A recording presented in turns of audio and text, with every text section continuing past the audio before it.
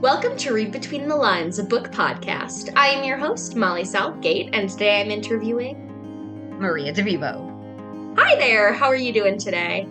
I am doing awesome. How are you? I'm doing great. Thank you so much for coming on the show. Well, thank you for having me. Can you tell me a bit about your writing? Well, I write horror and dark fantasy for young adults and adults.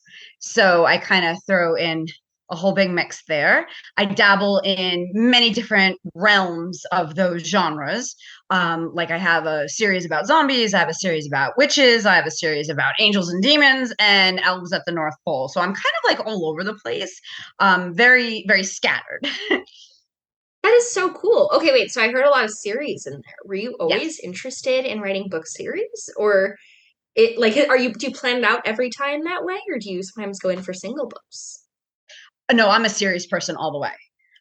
I feel like when I have an idea in my head and I want to execute that idea, I feel like getting it done in one shot is not going to be enough for me. Like, because I feel like my ideas are just so expansive, and I create these characters and these worlds in my head that I would never be able to get it done in one book. But the first book in my each of my series can act as a standalone, meaning like if you just read the first book and you didn't want to continue on, you'd have a satisfying ending.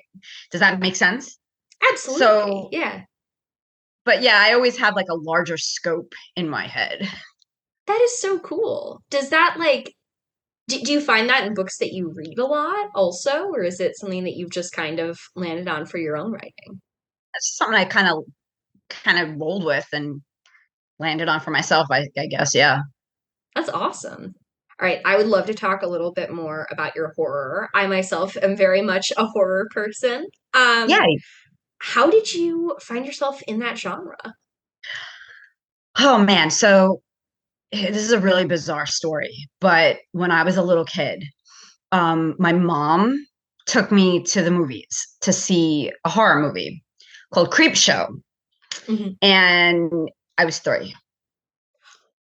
Oh, Yeah, I was three, and wow. so she's sitting there with me in her lap, and I mean, I think she thought that I was sleeping or that I was going to sleep through it or whatever, but I remember being in her lap and like covering my eyes and but like looking up and then covering my eyes and then looking up and then covering my eyes, because I was intrigued. I was disgusted. I was horrified. And I can remember even back then, like from being that young, I remember having those emotions like, I want to look at this, but I want to look away.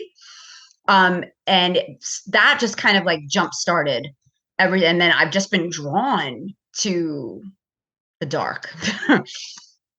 That is so cool. Message to all parents, show your kids a horror movie when they're 3 and they will become super cool horror writers. There Is you it is go. it the same for dark fantasy that it was kind of that interest in the darker things Oh or yeah, definitely. When I wrote my Angels and Demons series, I was heavily because I grew up in the Catholic Church. Like, so I went to Catholic school my whole life. So to take those teachings and kind of like blend it with my horror interests, I'm like, okay, dark fantasy, here we go. Oh, that's so interesting. Do you feel like you do that a lot with your life, kind of like putting it into your writing? And like how do you balance that? Um, I always I always take stuff that happened to me personally or things that I saw, things that I heard, things that I've experienced, and I try to kind of include that into everything that I write, whether I'm writing about zombies or elves or whatever, because I think it's important. I think to have that for the writer to have that connection, it sets the tone. So I just naturally kind of insert myself and my life into all of my books. That's so cool. Yeah. I find that happens with my writing a lot too, where I'll put in like direct dialogue that someone has said to me, but it's in this completely other world and it makes no sense. And like you wouldn't look at that and think that happened in my life, but it was like this very specific moment. Yeah, So like it. you can blend it like, and when you blend it, I think that adds to like the realism of what you're writing. Yeah. What are some things that you do to maintain realism in your writing when writing in other genres? Um, Dialogue. Like you have to be able to write good dialogue and believable dialogue. Being able, like, I'm a people watcher, so I listen to a lot of what people say, and I listen very closely. Just strangers when I'm out shopping, or I'm a teacher, so I listen to a lot of my kids speaking. So I kind of pick up on nuances, and I think having relatable, believable dialogue definitely helps with the realism of whatever you're writing. I was actually going to ask you about your work as a teacher also, like if it's impacted your writing in any way, and if so, how? So yeah, that's actually part of my writing journey does stem from my teaching journey because when I was a little kid, I always wanted to be a writer. Like I knew I wanted to be an author. I wanted to walk into a bookstore and be like, I wrote that. That's me, point to the shelf. Um, but I knew that I would have to do something, for a career. So teaching was a natural fit because I teach English, I teach language arts, I teach writing, I teach reading. So my kids, they really jump started my imagination. Um, I was teaching in New York. It was around Christmas time. This was like, oh my God, back I don't even remember. I mean, I've been teaching for so long now. So it was a Christmas party. And I come to dressed up in a black velvet dress. And the kids are all like, oh, Mrs. DeVivo, you look like a bad elf. And I'm like, yeah, I'm like, I am a bad elf. I'm going to give all y'all coal in your stocking. And That something is hit so me. fun. It was. And I'm like, wait a minute. We all know like what the legend is. Like if you're bad, you're getting coal. But who puts it there? How does it get there? So I'm like, okay, they influenced me to write the coal elf. Mm. And yeah, I like on a daily basis, they'll say things to me or they'll bring things up, and I'm like, I'm going to use that in a story. They're a definite source of material for me. That is awesome. So you were trying to tell me that you are the elf that puts coal in people's stockings. And I think I need to have a word with you about my stocking for a few years. I was quite upset about that. Yeah. Oh my goodness, Miss Southgate. I know. How could you do that to me? I'm so Uh, sorry. it's kind of in the same vein as this, though. Have you ever read something so good that it changed your writing or gave you an idea? Um, that definitely goes back to when I was a kid. Reading The Outsiders by S.E. Hinton in Mhm. seventh grade changed my life. Like, I've read books that have been like, oh, very influential, Lord of the Flies, Catch 22, like scholarly stuff and fun stuff. But The Outsiders, that novel had such a profound impact on my trajectory in life, because my teacher said to us like, oh yeah, Essie Hinton, she was 14 when she wrote this, and when she was walking off graduation stage, she was getting a contract and to publish this book. And I was like, oh my God, girl, if she did that at 14, I want to do that too. Well, it didn't happen when I was 14, but I always tuck that in the back of my mind. And I was like, okay, we're gonna do this because if she did it, she's the pioneer. She's like the OG of the YA novel. I want to follow in her footsteps. That is so cool. Before that point, were you still interested in writing? Before seventh grade, like when Yeah, or before like The Outsiders influenced me. before Oh The yes, Outsiders changed it. yes. Yeah, yeah, yeah. I always knew I wanted to be a storyteller in some capacity. And Mhm. I just didn't know like, how to go about doing it or what I needed to do. And but then everything just kind of fell into place. That is so cool. Yeah, actually, I'd love to talk a little bit more about what your path to publication looked like. And can Oh. you give us some details Oh, about that? the publication. I mean, do you want The version, or let me give you cliff notes, okay? You can go as long as you want. I always tell people I love when they ramble on this show. So, Oh, and I am a rambler. I can ramble for days, baby.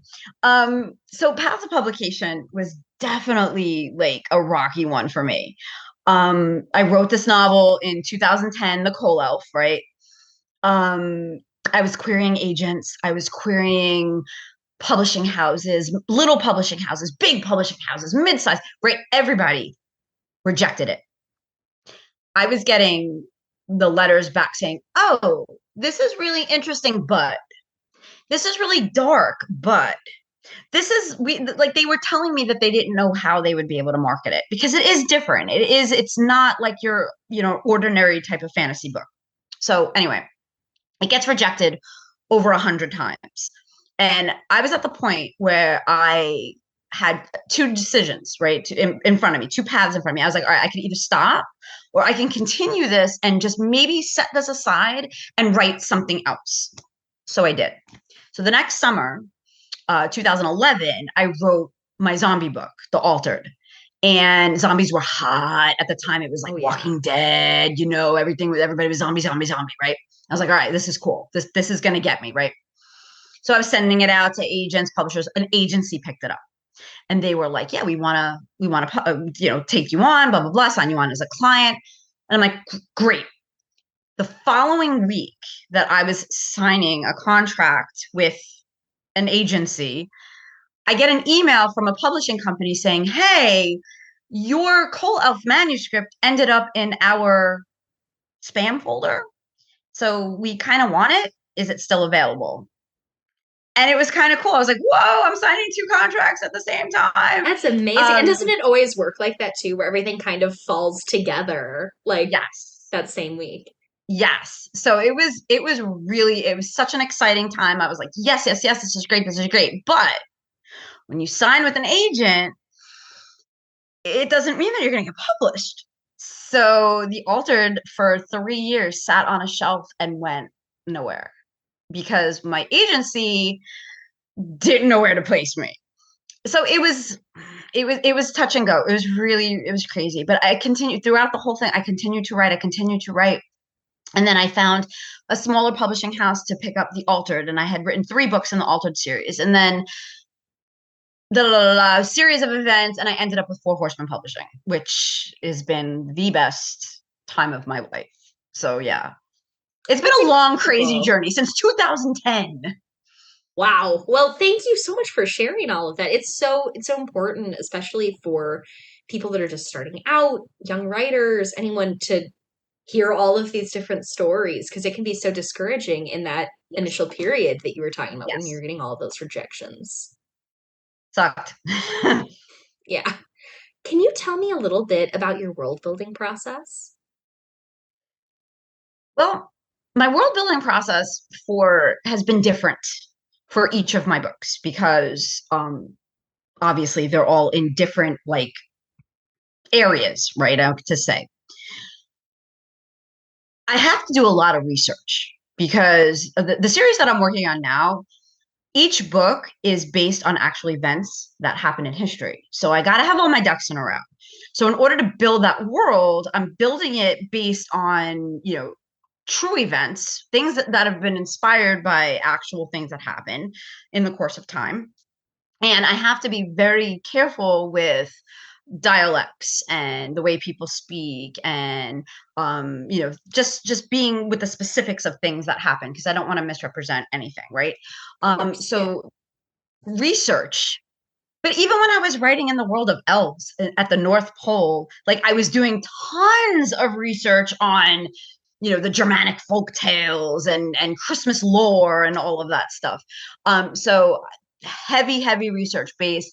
And then I got these characters in my head and they're talking to me constantly, like all the time. They never shut up. So I kind of have to I build things around them. They tell me what their world is like. They tell me what's going on inside their head, and I just go with it. I love that. Yeah. So, do they ever go a direction that you don't want them to go? Oh my God, yes. And it's so frustrating because like I'll have an idea and I'll be like, okay, we're gonna go this way and we're gonna do this. And then it's like, nope, nope, we're not doing that. We're not going there. And I have to stop and think and like it really it's I can't explain to somebody who's not a writer, it's really hard to explain how that process is. And like when the voices kind of take over, people just look at you like you're Yeah. crazy. But it really is like that other self. And when I write, it's like I detach myself from myself and things just kind of happen. And then when I Absolutely. like I'll write a chapter and I'll be like, wait a minute, I just wrote that came from me. Like, yeah, Mhm. it's pretty insane. And sometimes it causes more problems for you when the characters are going a certain way. At least in my writing, I've had that where they're doing something and I'm going, now I have to figure out how you got to this point. That's not fair. I had a linear path over here. Right. And then they take you boom, boom, boom. And you're like, oh, guys, what are you doing to me, man? And then wait, Molly, have you ever Mhm. had like a character say to you, hey, I think I need to die in this chapter, or I think I need to pass away now. And then you're like, but I'm not ready for you to pass away yet. I've had that kind of stuff all the time. Or they make me stop writing about them and I'm like, this isn't okay. Right. No, And I'm this like, isn't okay because I'm into you.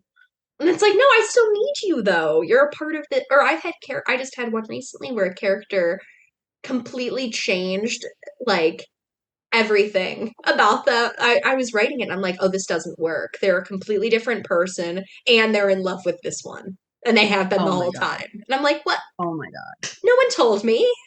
I've been Yeah. trying to Come write on. this and I didn't know. Come on, guys. Come on. You're killing me here. Hmm. Do you have a favorite piece of writing advice that you've ever received? That I've ever received from somebody Hmm. else. Yep. I gotta be honest. Early on, there really wasn't much help.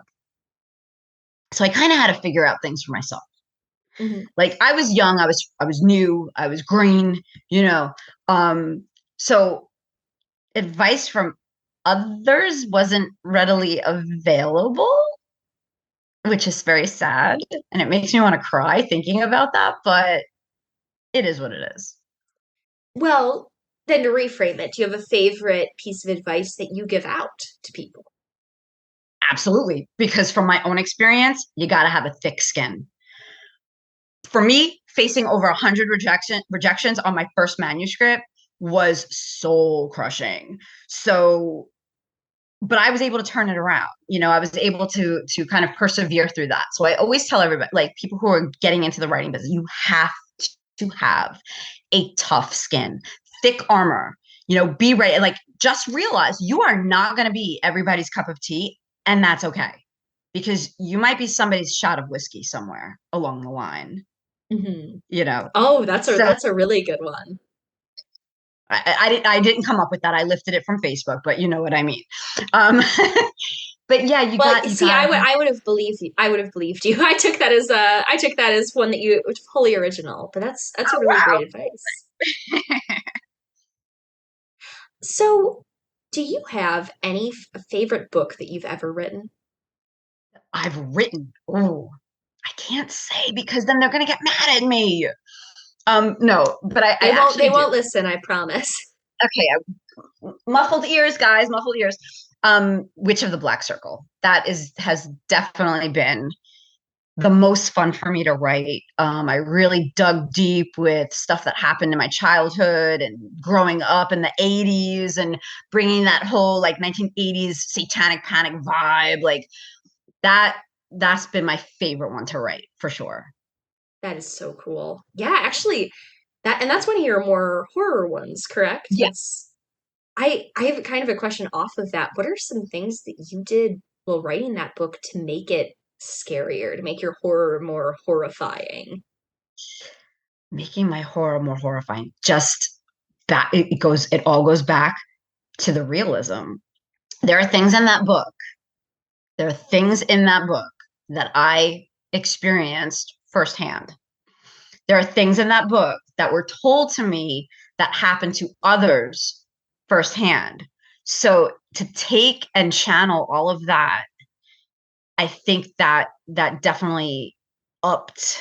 the horror value. And it's the book isn't really like gross out horror, like, oh, Freddy Krueger. It's not like that. It's definitely, and I delve more into the psychological horror, like what goes bump in the night, what freaks you out, what's behind the closet door. That's kind of where my forte is. So having those experiences and hearing experiences from other people and just channeling that, it definitely ramped up the horror factor. That is so cool. Do you do the same thing with your YA novels, or is it different? I do the same thing. Yeah. I definitely do the same thing. I guess I think if it ain't broke, don't fix it, you know? Mhm. If you have a formula that works well for you and yeah, go with it. That's awesome. Yeah, I've heard from writers sometimes they make things tamer or they have it the same and then the publisher decides to change it and like mark it as YA or whatever. But Right. My publisher has been absolutely fantastic. They go with my crazy. They complete, like, as far as like edits for content, Mhm. they're like, nah, DeVivo, you do you. We trust you. We trust your process. And they let me be me. And I love that. I love that they let me fly and they let me fly my freak flag, And that's why it's been such a great experience with them. Part of the reason, yeah. Oh, that's incredible. Yeah. Yeah, actually, I would love to talk a little bit about editing and what that's like for your book. Do you like to go over it yourself first, or can you be involved in that process, or do you have to be completely far away from it while it's happening? I hate it. I hate the editing process, and I think most authors do. It Mhm. sucks. Um, I write the first draft. Like I'm typing whatever. I print it out. I give it to my husband. He gives it a first read. He is my beta. He's my guy. He's my go-to. He tells me it like it is. If he hates it, if he thinks it sucks, he'll tell me, right? Straight up. Mhm. Hurts my feelings, but it's all good. And then he gives it back to me. I make some changes. We talk about it. And then I send it over to my editor, and she is fantastic. She's fabulous. And I let her do her thing. If she says to me, hey, you might want to da da da da da da, I do what she says. I'm not going to fight my editor because obviously she's picking up on something that I didn't see or even my husband didn't see. So there's no argument. There's no fussing. You just tell me what I got to do and I'll do it. I'm cool like that. That's But no, I awesome. hate editing. It sucks. Yeah, I know it's very different for everyone on that front. Um, do you think that you could see yourself writing a standalone book in the future, or do you want to stick with doing the series? I don't think I could do a standalone. Well, let me rephrase that. So my witch books, okay, Mhm. they're all standalones, all of them. They're all separate individual books that can be read in any order, any way you want. It doesn't matter. They all have a definitive beginning and a definitive ending, but they're in a shared universe. So to craft that shared universe, there are breadcrumbs here and there and everywhere. If I were to just go out and write just like a one off, one shot type of thing, that's not, I don't think that I could do that. I don't think I can. I don't think my brain can operate that way Mhm. because I think in the back of my head, I'd always be like, well, there's more to tell to the Yeah. story. Especially Can't if be the over. characters are with you, like what you were describing. Like if you have that connection and you're kind of following the thread forward with it. Right, right. Well, actually, that was about all the questions I had for you today. Thank you so much for coming on. Thank you for having me. This was so much fun. This was really fantastic. I just have one last one, and that is what do you have coming up? What do I have coming up? Okay, so the second book in my Angel and Demon series, Aestrangel the Fallen, it's coming out on December 17th. The pre-order is up on Amazon right now, but it's book two, so you got to check out Aestrangel the Fallen before you read Aestrangel the Chosen. And basically, it's an angel in heaven who falls in love with a young man on Earth, and she has to come down and guide him through his journey, but because they've fallen in love, like all hell's gonna break loose. So yeah, but that's a young adult dark fantasy. So that's the next thing up on the horizon. That's awesome. I cannot wait to read it. And I hope that anyone listening to this will read the first book first and then go buy the second one as it comes out. Thank you. For Read Between the Lines, my name is Molly Southgate. And I'm Maria DeVivo. Let's end this the way all great stories end. Happily ever after. The end. Thank you for listening to Read Between the Lines, a book podcast. You can follow the show on Instagram and Facebook at Read Between the Lines Podcast and on Twitter at RBTL Podcast. Make sure to follow the authors who I've been talking to hear all about their upcoming projects, and also because they're cool people. This show is hosted by me, Molly Southgate, and produced and edited by my dad, Rob Southgate. Read Between the Lines is a Southgate Media Group production, and you can find all the great content put on by the network at southgatemediagroup.com. You can read the story of how I and many other podcasters started in the anthology book Pod Life, which you'll find at the link in the show notes. Also in the show notes are links to buy the books featured on this episode. Using those links supports this show and the incredible authors being interviewed. Have a great week and keep reading.